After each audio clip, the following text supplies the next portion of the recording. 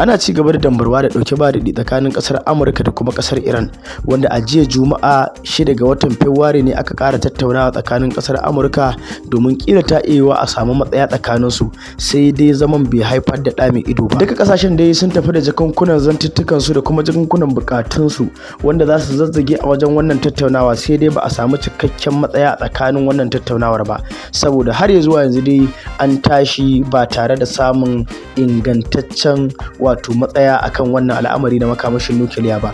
Za mu tattauna a cikin duka waɗannan bayanan Allah ya so yadda. Kar manta daidai ka fara zuwa wannan tasha, ai kokari a danna mana subscribe a kuma danna alamar kararrawa, ka zai sa a samu dukkan bidiyon da muke daurawa ko da yaushe.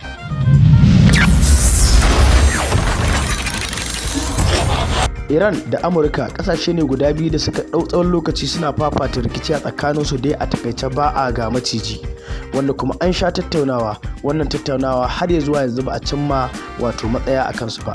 Amurka tana da bukatun cewa wajibi ne kasar Iran ta lalata uranium din da ta mallaka domin kera makamashin nukiliya. Haka zalika ta koka akan irin makamai da kasar Iran din take kirkirar su babu gaira babu dalili, saboda makamai ne masu cike da hadarin gaske, kuma makamai ne da suke an yi su da cikakken fasaha. Amurka ta buƙaci Iran din ta rage yanayin yadda take kirkirar makamai babu gaira babu dalili.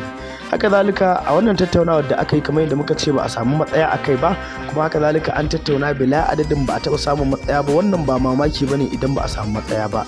Kamar yadda kafafen sada zumunta ke cewa an tattauna, sai dai rashin samun matsaya tsakanin ƙasar Iran ɗin da Amurka ba bakon abu ba ne. Haka zalika an samu wato zagaye na farko a cikin wannan tattaunawa. Ƙasar Amurka ta bujiro da dukkanin bukatunta, Iran ma ta bujiro da dukkanin bukatunta. Matsayar Amurka ko shine cewa kar a bari ƙasar Iran ko kuma ta yi wani karfin da za ta iya mallakar makamashin nukiliya. Ita kuma kasar Iran din ta wato bijiro da buƙatar wato rage takunkuman da aka lafta mata babu gaira babu dalili, tare da harajai da aka laftawa kayayyakinta. Wannan yana ɗaya daga cikin manya-manyan dai abubuwan da aka tattauna wanda ba a samu matsaya ba. Haka zalika akwai wani abu da ya faru wanda a cikin wannan tattaunawan an ce al'amarin ya ɗan ja hankalin mutane kwarai da gaske. Ana tsaka da wannan tattaunawa sai ga wato a babban hukumar wato kula da cibiyar dukkanin dakaru na bangarorin tsaro na kasar Amurka a sansanin wato wannan tattaunawa da ake, wadda ya zo domin ya gana da wato babban ministan harkokin wajen kasar Iran. Sai dai fa ministan kasar Iran din bai bari ko ya amince da wannan tattaunawar ba. Alal akalla dai ya shafe tsawon minti 20 aka ce yana zaune ba tare da an bashi damar amincewa ya shigo a tattauna da shi ba. Sai can aka bashi umarni aka ce ya shigo. Wannan yana ɗaya daga cikin babban abin da ke ƙara sa duniya ta ƙara gane cewa fa ƙasar Iran ta zo wuya. Dukkanin jagororinta da dukkanin shugabanninta suna wuya da ƙasar Amurka, saboda ba don komai ba ƙasar Amurka ta lafta musu haraji da kuma manya-manyan takunkumai da ta ƙaba musu, wanda yana ɗaya daga cikin abin da ke karya ƙasa cikin ƙanƙanin lokaci. Shi yasa ake kallon Iran din ta yi wato taurin rai dan da ta daɗe da durkushewa, saboda ba wata ƙasa a duniya da aka lafta mata irin makamantan waɗannan harajai a kayanta da kuma wato manya-manyan wato ƙa'idoji da ƙasar Iran din ta sha a hannun ƙasar Amurka. Wannan yana ɗaya daga cikin abin da yasa aka yi samun wato wannan matsala, wanda yanzu ana ƙara samun ci gaba ne na ƙara samun fasatar ƙasar Iran a cikin wannan wato ainihin wannan bukata. To kuma abu na gaba shine ta iya yiwuwa su kai matakin da dole Iran za ta kai hari da kanta.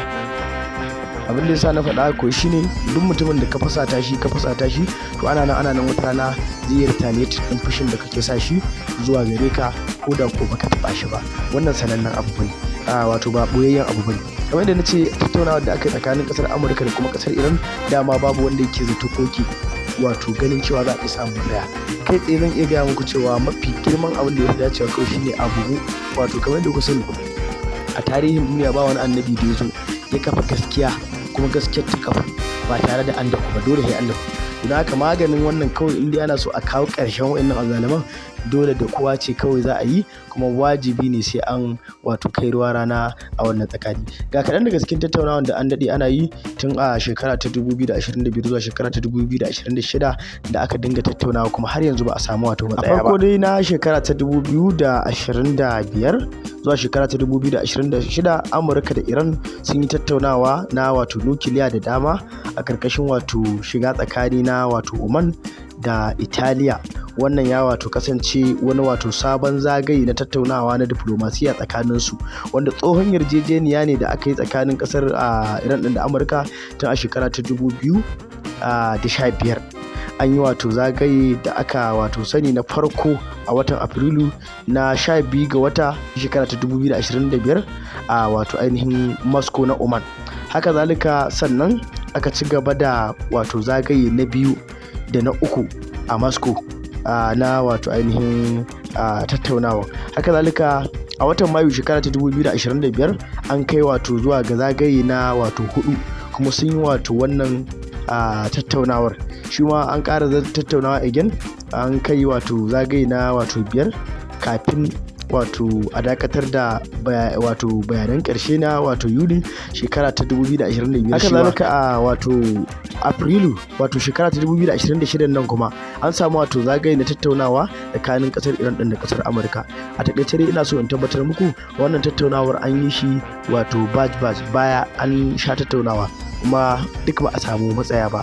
Da haka masu wato kallon samun matsaya dama ina ga kaman ba masu kallon za a samu matsaya da yawa a duniya. Yana da wahala ka samu mutum 100 cikin 100 nan su ce maka kai wannan tattaunawa za a samu matsaya. Duk wanda ka samu zai gaya maka ba za a samu matsaya ba saboda bukatun kowa ba zai iya biya ba cikin abin. Kai tsaye Amurka tana so dole Iran ta daina kirkire-kirkiren makamai da take yi wanda suke da matukar haɗari, sannan tana son dole ta daina shirin makamashin nukiliya kuma ta miƙa wa Iranian ɗin kuma ko ta lalata shi gaba ɗaya tashi aiki. Sannan kuma ƙasar Iran ɗin ita ma tana da buƙatu wanda ta shigo da su.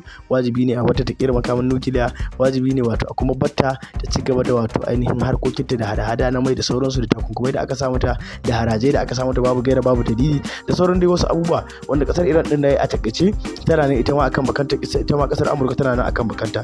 Wannan shine a takaice, muna fatan Allah ubangiji subhanahu wataala ya samu dace.